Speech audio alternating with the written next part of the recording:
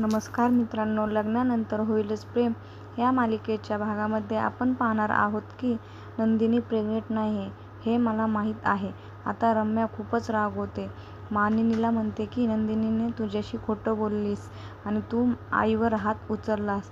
आमचं तर तू आभार मानायला हवं होतंस. नंदिनी तुमच्या सगळ्यांच्या इमोशनल सोबत खेळत होती. मिसकॅरेज होऊनही नंदिनीने कोणालाही ते सत्य सांगितलं नाही. त्यावर मानिनी म्हणते की नंदिनी प्रेग्नेंट नाहीये हे मला अगोदरच माहीत होतं.